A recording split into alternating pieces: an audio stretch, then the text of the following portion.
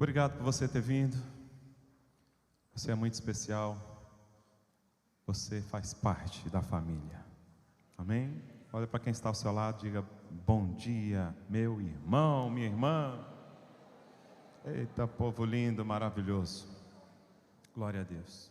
Queridos, hoje estamos sendo ministrados pelo pastor Ney, lá de Brasília, da CAP, Casa de Adoração Profética. Casa de Adoração Profética, onde o Júnior, né, o nosso primogênito, está fazendo o prático, né, podemos dizer assim, está servindo lá e está sendo muito abençoado. Ele sempre fala do pastor Ney, fala assim: pai, olha, o pastor aqui é uma bênção, e comenta algumas coisas. E ele fala assim: pai, ele vai estar ministrando aí perto, né? Então chama ele para estar ministrando aí. Então ele vai estar à noite ministrando em Poá. Aí a parte da manhã ele está livre.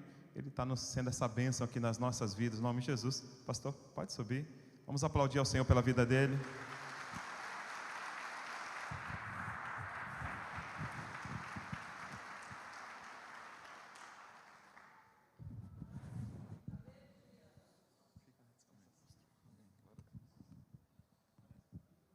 Falei aqui pela manhã, às 8 horas da manhã, eu nasci em um lar evangélico, cristão. A minha vida toda foi na igreja. Aos 45 anos de igreja, eu nunca tive experiências nenhuma no mundo. As minhas experiências foram todas na igreja. E louvado seja o Senhor por isso. Amém? Nós vamos falar um pouquinho hoje sobre um salmo muito conhecido, com uma perspectiva da cultura do céu. Às vezes nós olhamos e lemos alguns textos, e dentro da nossa humanidade, a gente coloca isso como primazia, em ver as nossas questões, primeiro pessoais, mas nós não olhamos na cultura do reino, nem no olhar de Jesus. E às vezes a gente coloca como primazia algumas coisas que são materiais, naturais, que não é que seja errado, mas os valores são invertidos. Amém? Mateus 6,33 diz que buscar em primeiro lugar o reino de Deus, a sua justiça, e as demais coisas, ou estas coisas, vos serão acrescentadas. Que coisas são essas? Os que são de vestir, o que é de comer, né? São coisas que o Senhor vai acrescentando na nossa vida. Mas de fato e de verdade como primazia, nós temos que ter em nós estabelecido o reino de Deus. E é um salmo muito conhecido, é um salmo de Davi, são 6 versículos, mas nesses 6 versículos nós vamos encontrar 3 processos dentro de um resultado, ou uma promessa que Deus tem para você. Uma promessa que Deus tem para mim. E eu quero que você possa abrir a sua Bíblia. Eu queria nessa manhã ministrar. Tem um tangedor, o irmão do teclado, e o irmão do Data Show. Muita atenção, nós 3 agora com muito alinhamento. Eu vou citar alguns textos, e eu preciso agora de um tangedor que tocasse teclado aqui, bem baixinho, tá bom? Amém? E o Data Show, eu costumo dizer lá na igreja, vocês têm uma importância muito grande no culto. Não é só chegar e sentar no computador, não. Nós vamos ministrar juntos agora. A palavra liberta, amém ou não? Então assim, todos os textos que eu for falando aí, minha irmã, você vai colocando no telão para mim, tá bom? Para não dizer que foi eu que estou falando, tá bom? É a Bíblia que fala. Eu digo assim, tem 2 cultos que é poderoso. É um culto que você sai chateado com o pregador, esse culto é bom. E o outro culto é um culto que você sai em crise com você mesmo. Eu pensei que eu era crente. Estou vendo que eu não sou nada ainda de crente. Preciso caminhar um pouquinho mais. Mas você está na segunda santificação. Nós entendemos, nós vemos 3 santificações, e não é isso que eu vou pregar. Mas nós temos a santificação inicial, a santificação progressiva e a final. Nós estamos na progressiva, amém? De fé em fé, de glória em glória. Nós estamos aprendendo sobre essas verdades. E essas verdades precisam ser estabelecidas em nós, com uma palavra rica, e que, através dessa palavra, o nosso comportamento, ele precisa estar mudando, dia após dia. Ok? Disse isso, quando essa verdade entra em mim, até os problemas, irmãos, até os problemas que nós damos para os nossos pastores, precisam ser outros. O problema que você deu no ano passado para o apóstolo Adailton não pode ser mais o mesmo. Sabe por quê? Ele sentou com você, ele instruiu você, ele direcionou você. Ore mais, examine a leitura, a palavra de Deus mais, adore mais. Não é por aqui, é por ali. Amém ou não? Então os problemas têm que ser outros. Não pode ser os mesmos problemas. Se é um casamento, se é algo conjugal, se é algo familiar, não, tem que ser um outro problema. Porque aí a gente vai entendendo que a igreja vai amadurecendo. Não é mais como meninos na fé. Amém? Não temos mais uma creche. Nós temos agora uma igreja. Amém? Não falando mal de creche. Um dia eu falei sobre isso e depois da pregação a irmã falou assim: mas você falou mal da creche, pastor? Eu falei: não foi nesse sentido. Foi no sentido da imaturidade. Então a gente tem que andar em uma santificação progressiva. E aí, através desse texto, que é muito conhecido, do Salmo 23, nós encontramos aqui 3 processos. Dentro do que o Senhor é o meu pastor, o primeiro processo: nada me faltará. Diga comigo: nada me faltará. O segundo processo, e eu dou caminhada nisso, é o ainda. Diga comigo: ainda. E o terceiro processo, o processo final é certamente. Diga comigo: certamente. Então nós temos 3 processos, amém ou não? Nada te faltará, o ainda de Deus e o certamente de Deus. Quando nós lemos a leitura do Salmo 23, como eu falei, a nossa mente automaticamente é voltada no primeiro versículo para as coisas naturais, para as coisas do mundo. E quando eu falo do mundo, eu não falo coisas que são desvaneios da vida, ou desejos, ou paixões. Não, coisas às vezes que são sensatas. Uma casa, um emprego, um carro, amém? Uma faculdade, que não fere nenhum tipo de princípio. Mas sobretudo, nós precisamos ter nos nossos corações, nas nossas mentes, a primazia de Cristo. E aí a revelação que Deus me trouxe sobre esse texto, muito conhecido, o primeiro versículo diz assim: o Senhor é o meu pastor. Em outras versões, e eu gosto dessa versão, diz assim: o Senhor é o meu pastor, de nada eu tenho falta. Não tenho falta de nada, sendo Ele como primazia o meu pastor. E aí eu paro de enxergar para as coisas que são naturais e começo a enxergar a mim mesmo dentro desse texto. Eu começo a enxergar a minha vida dentro desse texto. E aí eu faço uma pergunta para mim mesmo, porque quando eu leio a Escritura, irmãos, eu preciso trazer essas palavras que é uma vida e colocar dentro de mim e refletir sobre ela.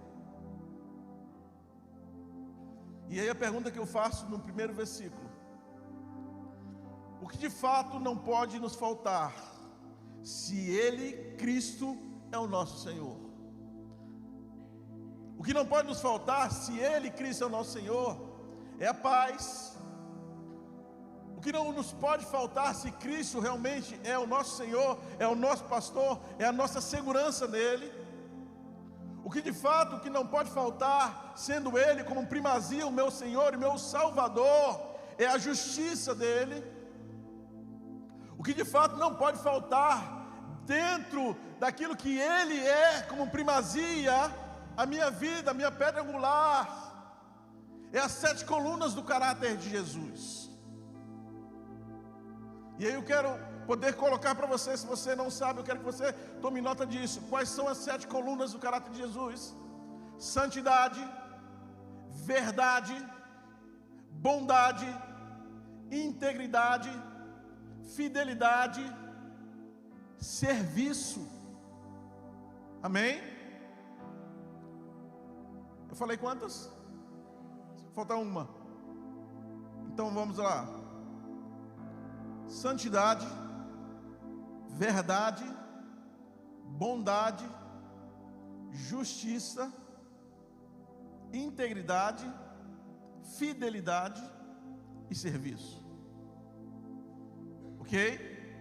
Então, sendo o Senhor o nosso pastor, o que não pode nos faltar? Fidelidade. Sendo o Senhor o nosso pastor, o que não pode faltar em nós? Verdade. Amém? Não?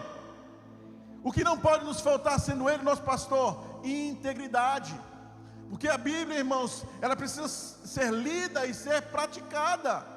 O Evangelho não é você colocar Cristo em uma mesa e estudar sobre Ele.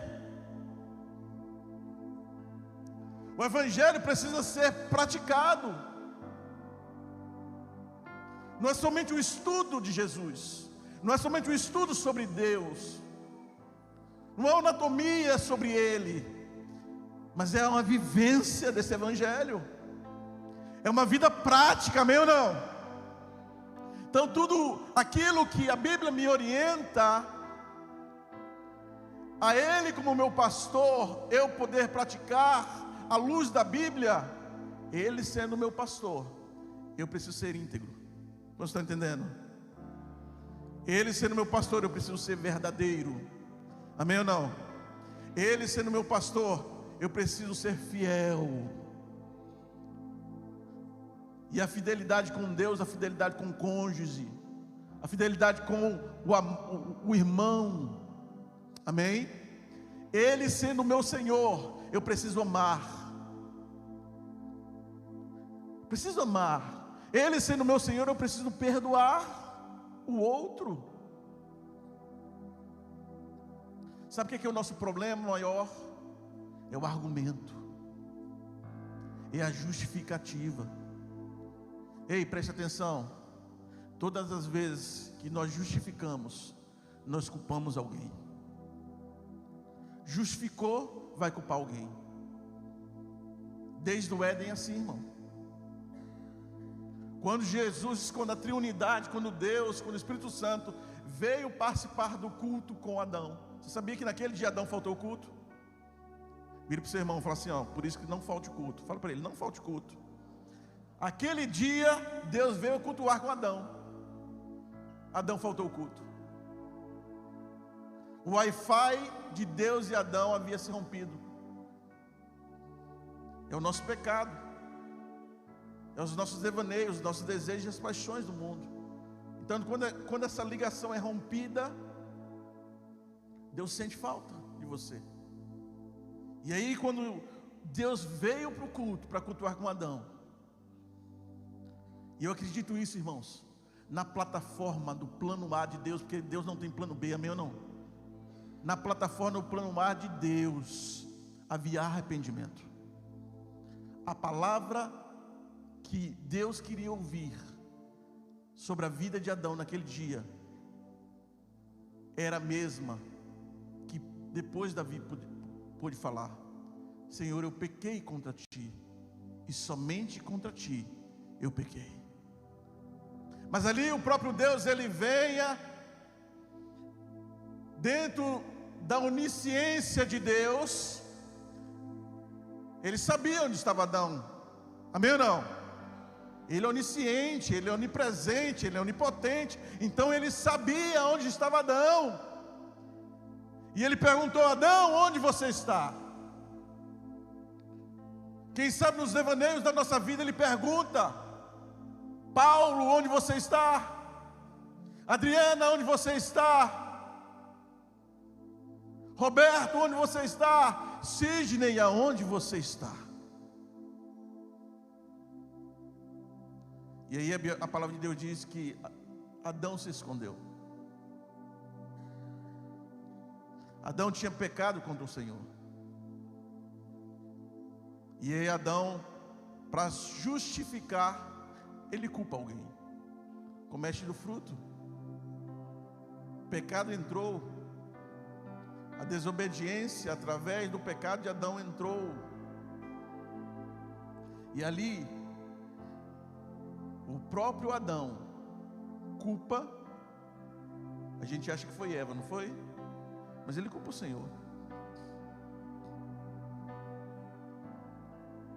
Foi a mulher que o Senhor me deu, por isso eu pequei. Justificou, culpou alguém, culpou o próprio Criador. E aí ele, o Senhor sendo nosso pastor, agora eu não posso andar mais em uma visão de justificativa, de argumentação. Amém ou não? Sabe o que Deus queria ouvir de Adão naquele momento, irmãos? Eu pequei contra ti, Senhor. Tive medo, por isso me escondi. Sendo o Senhor o seu pastor, você precisa ser, dentro da glorificação do Senhor, o melhor empresário da cidade. Sendo o Senhor o seu pastor, você precisa ser o melhor professor da sua escola. Porque quando a gente fala sobre cabeça e cauda, irmãos, a nossa visão ela é muito pequena. A nossa visão está ligada a ter, a dinheiro. Entende isso? Mas quando Paulo orienta Timóteo para o episcopado, Paulo orienta Timóteo, e a gente percebe ali que a maioria das qualidades de um pastor, de um homem de Deus, de um sacerdote, é ligada ao caráter. Somente um que é dado ao ensino, é ensinar. Mas Paulo orienta, sendo um homem, marido de uma só esposa, é o caráter, tudo está ligado ao caráter. Então a gente nivela, irmãos, o evangelho por baixo, entende? A gente nivela o nosso evangelho por baixo. Ei, vamos subir o nível do evangelho, amém?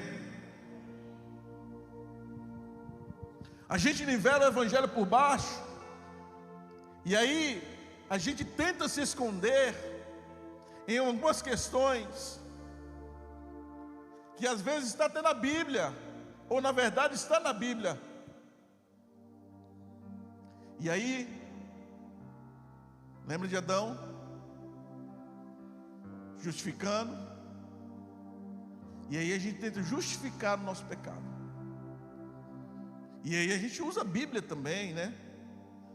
Quais são as palavras de nivelação por baixo? Ó, não julgueis. Olha, a carne é fraca. Olha, pastor, cuidado. Não julgueis para não ser julgado. Quem não tiver pecado aqui, que atire a primeira pedra. Nivelação do evangelho por baixo. Mas aqueles que entendem sobre sendo o Senhor o seu pastor, ele sempre vai aumentar o nível da santidade. Amém? Porque santidade é estar separado do mundo. Romanos capítulo 12 diz: nós não podemos nos amoldar com o sistema deste mundo, mas renovai o que? A vossa, que é um culto intelecto, é fazer a soma, é uma equação completa, irmão. Precisamos fazer a equação completa. Tenho falado isso lá na casa onde pregamos. Irmãos, nós vamos estar em poucos dias em um momento histórico da nossa nação, em um momento de decisões da nossa nação. E eu não prego, nem coloco nenhum tipo de nome de político, mas o que eu ensino para a igreja, tudo aquilo que fere a palavra de Deus, os princípios e o fundamento do Senhor, que não vai glorificar ao Senhor, você não pode fazer.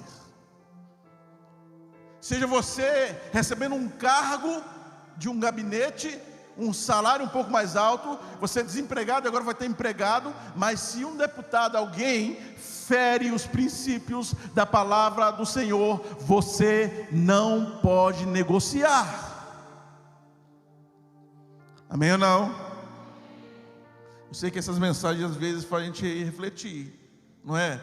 Mas eu quero que você saia daqui em crise mesmo. Não posso negociar. E aí a nossa revelação, irmãos, ela tem que aumentar.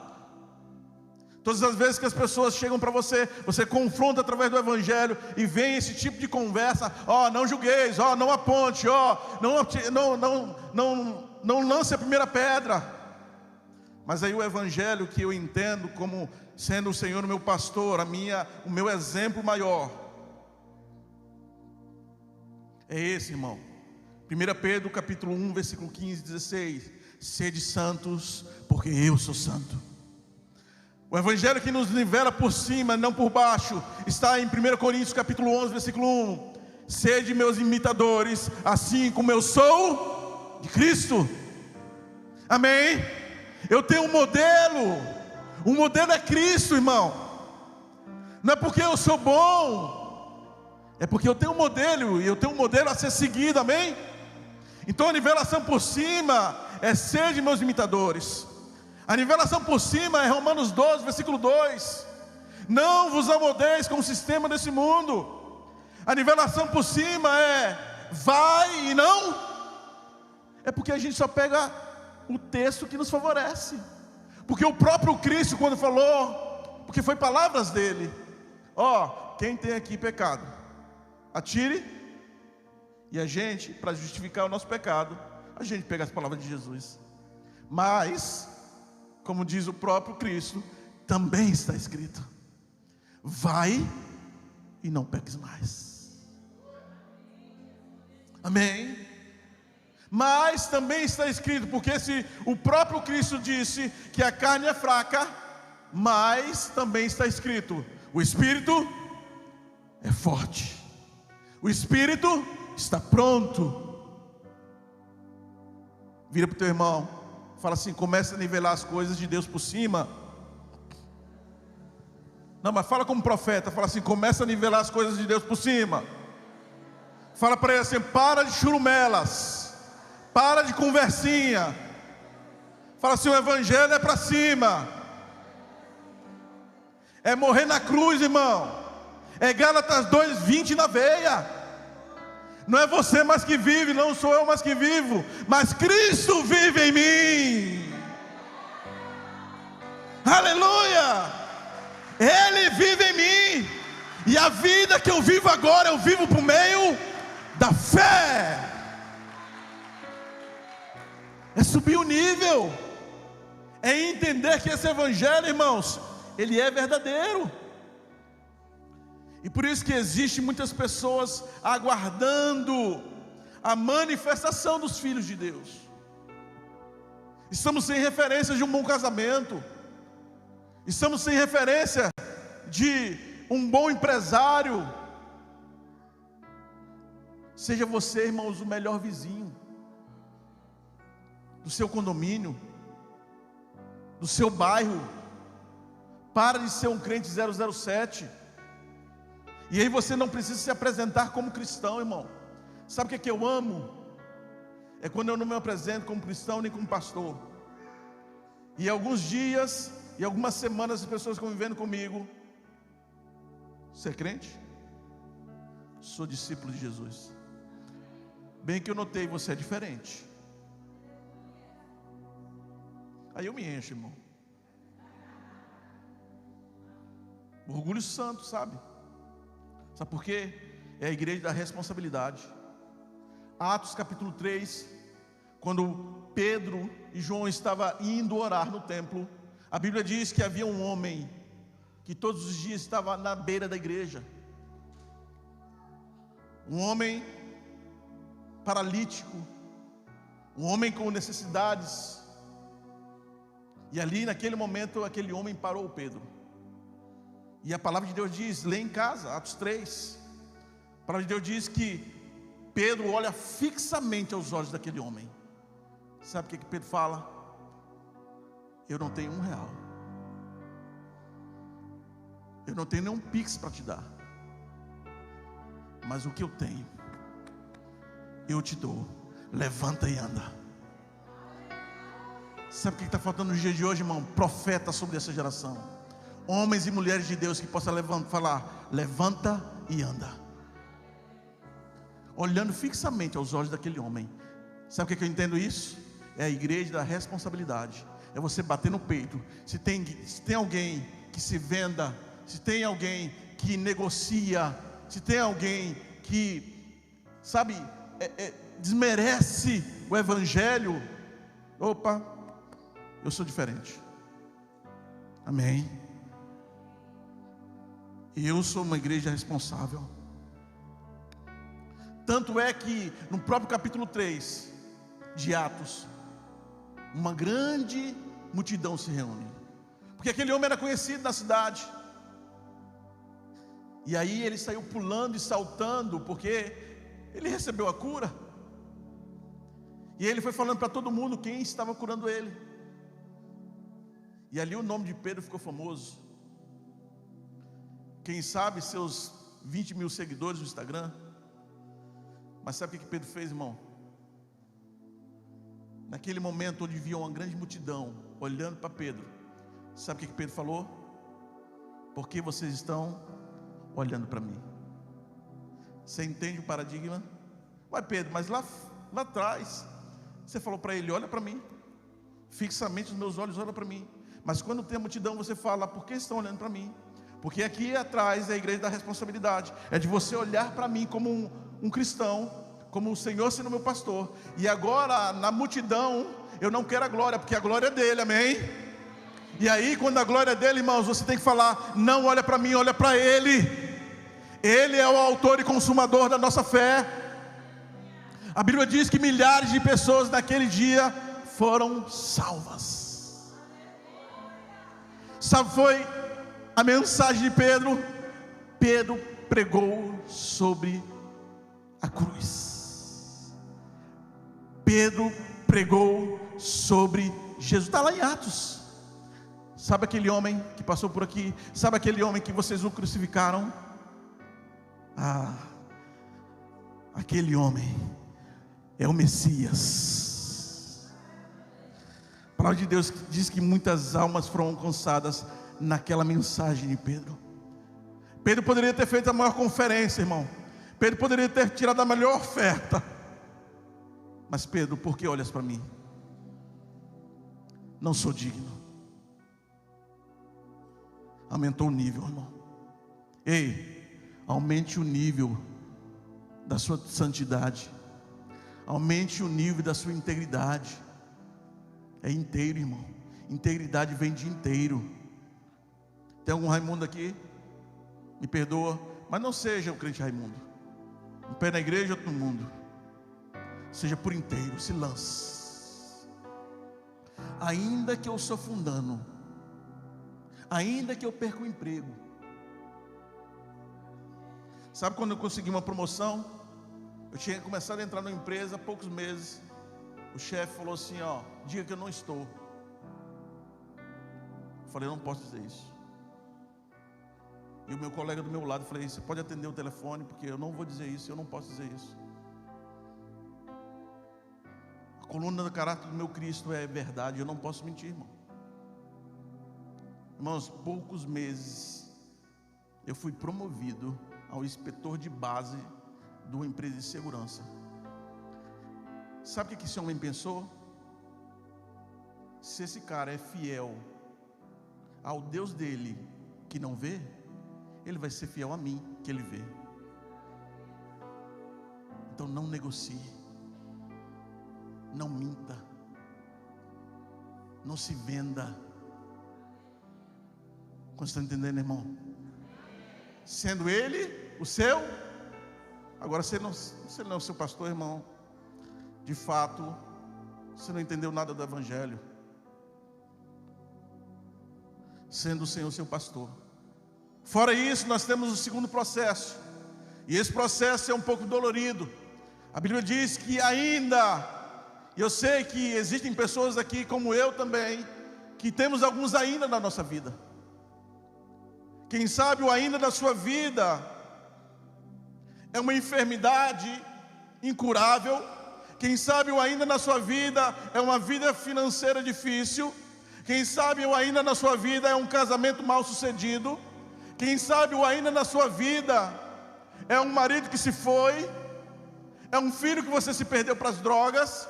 Quem sabe o ainda na sua vida é uma situação que você está vivendo de ansiedade profunda. Quem sabe o ainda na sua vida é uma depressão profunda que você está vivendo. Quem sabe que o ainda da sua vida seja um luto. Mas aí, irmãos, o versículo de número 4, e aí eu quero profetizar isso sobre você e derramar uma carga de confiança em você, porque os ainda da sua vida não pode te parar, amém ou não? Ele não pode te parar, irmão. Lembra de Davi? Davi enfrentou ursos, Davi enfrentou leões. Quem sabe você está enfrentando alguns problemas da sua vida, os ainda da sua vida são ursos, são leões.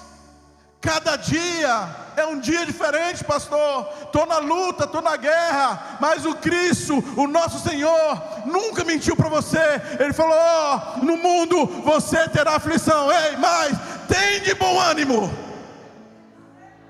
Eu venci, você vai vencer.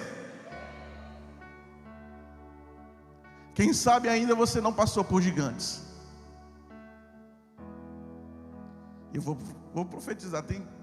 Tem gente que não gosta dessa profecia, mas você vai enfrentar gigantes. Sabe por quê, irmão? Para Davi se tornar Davi, o rei Davi, alguém teve que promover ele. Você sabia? Quantos querem ser promovidos aqui? Levanta a mão. Vira para o teu irmão e fala assim, ó: se prepare que o Golias vai vir. Mas você vai dizer com muita autoridade, irmão: quem é esse incircunciso? Quem é esse problema? Quem é você que vem? Eu vou contra ti no nome do Senhor dos Exércitos.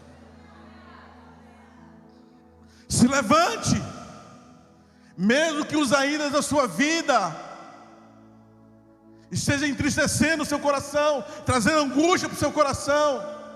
Ei, sai desse quarto escuro, sai desse lugar de depressão. O Senhor tem vida para você, meu irmão. Sabe o que Jesus fez, irmãos? Quando ele estava angustiado, a Bíblia diz que Jesus orou. Nem os amigos de Jesus, os 3 mais chegados, orou com Jesus. Estava dormindo. Tem guerras, irmãos, que são suas, que são minhas. Vocês estão entendendo, irmão? Agora a gente tem um lugar. Amém? Mateus 6, versículo 6, ele nos orienta, ele nos mostra um lugar. Que lugar que é esse? Um lugar secreto. E somente os loucos, irmãos, podem entrar num quarto, pegar uma cadeira. Jesus, senta aí. Senta aí, Jesus. Sabe alguns ambientes, irmãos, não é só filme não, irmão. Quando já assistiu o Quarto de Guerra aqui? Não é só filme não. Gente vai entrar no seu quarto e vai falar: cara, que ambiente que é esse? Que glória que é essa aqui neste lugar? Aqui é o meu quartel-general, aqui é meu quarto de guerra. Aqui é onde eu falo com ele. E aí, irmão, é loucura para o mundo. Às vezes é loucura para o marido, às vezes é loucura para a esposa, às vezes é loucura para o filho. Com quem que ela está falando lá dentro? Yeshua. Eu estou tendo um diálogo com o papai aqui, porque eu tendo com vocês não vão entender, mas o pai me entende. Ele me entende. Não pare com os aindas da sua vida. Amém? Tem intimidade com o Senhor. Agora, nesses momentos do ainda, irmão, aumente o nível. Às vezes você só orava 10 minutos, 20 minutos. Isso não é bíblico não, tá? Sabe qual é a oração no tempo que dá para ser bíblico? 1 hora. Quando Jesus, ele volta para os discípulos, qual a pergunta que ele faz para os discípulos? Vocês não podem vigiar comigo? Uma única? Então, crente, irmão, o mínimo da oração é 1 hora. Amém ou não?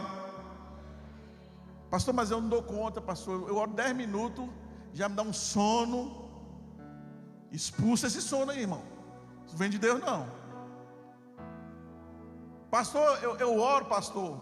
Eu oro pelo apóstolo Dailton, oro pelo pastor, oro pela igreja, oro pelos meus parentes, oro para todo mundo, oro pela cidade, oro por tudo, pastor. Quando eu olho no relógio, passou 10 minutos.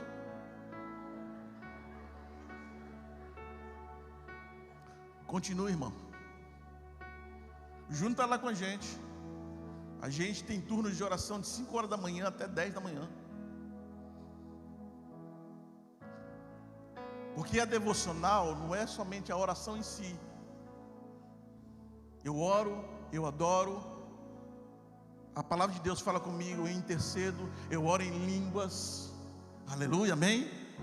E aí, irmãos, você vai tendo uma prática de oração, e quando você vai perceber, já se passou mais de 1 hora, 2 horas, 3 horas. Agora aqui não tem, lá em Brasília tem. Eu não sei qual que é o nome da loja aqui que vende a prestação: 12 vezes, 48 vezes, 24 vezes. E eu quero dar uma dica para você. Pastor, eu não consigo orar tanto tempo assim não, de 1 hora não. Ei, começa a orar em prestações. Ora 10 minutos de manhã, aí à tarde você está devendo, é 1 hora. Tem que ter na mente que é 1 hora, amém ou não? Ora mais 20 minutos à tarde. Antes de dormir, ora mais um pouquinho. Você vai tendo um hábito. Amém? Aí quando você vê, irmão, porque a palavra de Deus diz que um coração quebrantado e contrito Ele não rejeita. Amém? E aí quando nós estamos adorando na igreja, mistério de adoração, que às vezes a gente fica, ensinando e forçando para que a igreja adore. Mas sabe por que tem gente que não adora? Porque isso é desconhecido para ela. No quarto secreto ela não adora. No ambiente com Jesus ela não adora. Então na coletividade não adianta, ela não vai adorar. Porque quando nós entramos na sala do santo dos santos, irmão, às vezes nós estamos aleluiados já. Meu Deus, chapado pela glória de Deus. Aí você olha do lado, parece que o irmão está lá em Marte. Mas por que isso acontece, pastor? Porque o ambiente para ele é desconhecido. Ele não conhece esse ambiente.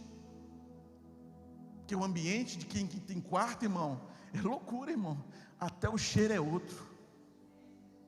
Quando já tiver essa experiência, você entrar no seu quarto, você está falando com o Senhor, irmão, vem um cheiro.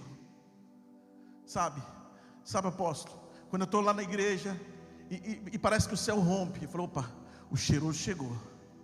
Ele está aqui. Jesus está aqui, irmão. E aí ele começa a curar. E aí ele começa, aí vem gente sem religiosidade e se desmancha no chão. E fica, não precisa me pedir. Entende isso? Porque aqueles que têm relacionamento, aqueles que têm intimidade, sabe quando ele veio. Então os ainda da sua vida, Jesus está te convidando para entrar num quarto secreto, em um lugar secreto. Todos nós, irmãos, escute isso. O dia mau chega para todos nós. Todos. Do apóstolo, do pastor ao querubim, irmão. Todos nós vamos passar pelo dia mau, meu irmão. E como você vai estar preparado para passar pelo dia mau? Pastor, nunca passei não, pastor. Mas vai passar. Pastor, está amaldiçoando? Não. Deserto é treinamento de cristão, irmão.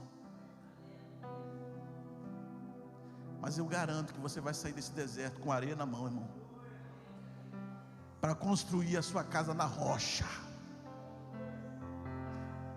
Você vai aprender muita coisa. Deus vai revelar o coração para você. Jeremias capítulo 33, versículo 3 diz: existem segredos guardados no meu coração, que eu quero revelar. Mas lá está escrito: clama a mim, e responder-te coisas grandes e ocultas que não sabes. Ele só vai responder, irmão, a filhos, a crentes ruiós, a crentes maduros, homens maduros. Sabe por que Davi fala do Salmo 133? Porque, irmãos, onde tem gente, irmão, tem problema. Mas quando Davi fala no Salmo 33, quão bom e quão suave é que os irmãos vivam em união, é como o óleo que desce sobre a barba. Está falando de maturidade. É amada por aqueles que são maduros. Entende? Entendeu sobre o Evangelho. Então quero profetizar na sua vida. Se você está passando algumas aindas da sua vida, a palavra de Deus diz aqui, irmãos, ainda que você passe pelo vale da sombra da morte, nada temerei, porque tu estás comigo, a tua vara e o teu cajado me consolam. Ainda que você passe pelo vale da sombra da morte, nada temerei. Tu és o meu escudo, tu és o meu refúgio, tu és socorro bem presente na hora da minha ansiedade, tu és socorro bem presente na hora da minha depressão, tu és socorro bem presente na hora da minha síndrome do pânico, tu és socorro bem presente na hora das minhas crises. Agora, irmão, Salmo 91. Pastor, eu tento fazer isso, pastor. Faço não. Mas, irmãos, o Salmo 91, para que esses ainda na sua vida seja vencido, o Salmo 91, ele nos dá uma direção. Pode colocar aqui, irmã? A irmã está como eu, Tico, hein? Aquele que... habitar não é uma visita. Habitar não é uma passagem. Aquele que não passe, não visite, habite. Quantos entenderam, irmão? Você pode dar um glória ao Senhor, então? Aquele que habita no esconderijo do Altíssimo. O que eu preciso então, pastor? Habitar e se esconder. Habitar e se esconder não é uma visita, não é uma passagem, é lugar de habitação, é esconderijo nele. Você percebeu que é um condicional? Na sombra do Onipotente.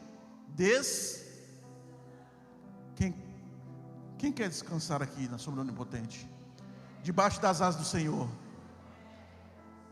Levante sua mão, fala assim: eu quero, pastor. Agora sim, irmão, olha para o teu irmão com cara de leão. Fala para ele assim, precisa habitar, precisa esconder. Não é passagem, não é visita, é habitação. Na sombra do Onipotente nós descansaremos. Deixa eu terminar, que eu vou me empolgando aqui, pastor, mas vou terminar. Amém? Quantos me dá aí 5 minutos para me terminar? 5, 10, 15, 20, 25. Vou brincar. E aí, irmãos, Ele vai te levar a águas tranquilas. Refrigera minha alma. Entende isso? O refrigério da alma. Por isso que a paz que excede todo o... é loucura, irmão. Como pode, cara? Tem um mês que você perdeu o filho. A paz que excede todo entendimento. Eu sei quem tem um querido, irmão. Está doendo e dói. Tem uma canção muito antiga que fala assim: não olhe as circunstâncias, olhe o seu amor. Não me guie por vista, alegre estou. A Bíblia diz que até a tristeza salta de alegria. Não é pelo que eu vejo. Sabe quando Jesus aparece para os 12 no mar, e aí Pedro era excepcional. Quero ir até o Senhor. Vem, Pedro. Aqueles que andam na revelação, irmão, sempre vai andar na frente. Sabe como é que eu entendo isso? Pedro andou debaixo da palavra do Senhor, sobre as águas. Entende isso? Pedro não andou nas águas, Pedro andou debaixo da palavra. Vem sobre as águas. E aí Pedro foi. Sabe os ainda? Sabe quando Pedro começou a afundar? Quando os ventos começaram a bater. Pedro olhou para quê? Para onde Pedro olhou? Para os ventos, para a tempestade. Pedro olhou. O que é que aconteceu? Pedro começou porque você não pode olhar para as tempestades, você não pode olhar para os ventos. O seu foco é Jesus. Ele te deu a palavra. Ande sobre a palavra dele, não importe as circunstâncias. E mesmo que você se afundar, como diz o toque no altar, ou trazer na arca, não sei, se o mar se submergir, é isso? O que acontece?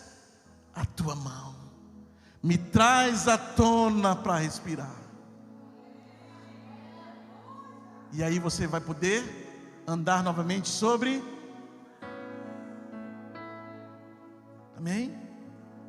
Depois vamos ficar aleluiado, chapar nessa canção. Amém? Que eu estou terminando. Não queria terminar não, mas estou terminando. Mas eu quero terminar com vocês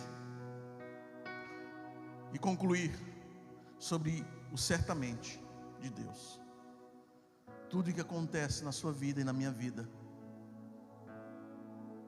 é permissão de Deus. Algumas vezes você entra no deserto, e algumas vezes Ele te coloca no deserto. Não é bom que você entre no deserto por entrar, porque às vezes você entra no deserto pela desobediência. O Senhor falou contigo, o apóstolo falou com você, e você entrou porque você quis. Mas tem desertos na nossa vida, apóstolo, que é Ele que nos põe para nos provar no fogo, para nos trazer maturidade, para nos treinar. Mas o certamente de Deus, irmãos, e aqui eu termino, Ele fala certamente, diga comigo, certamente. Se o Senhor é teu pastor, mesmo que os aindas da vida aconteçam na sua vida, tem um certamente para você. O teu irmão fala assim: tem um certamente para você, meu irmão. A palavra de Deus diz: certamente que a bondade e a misericórdia me seguirão todos, e habitarei.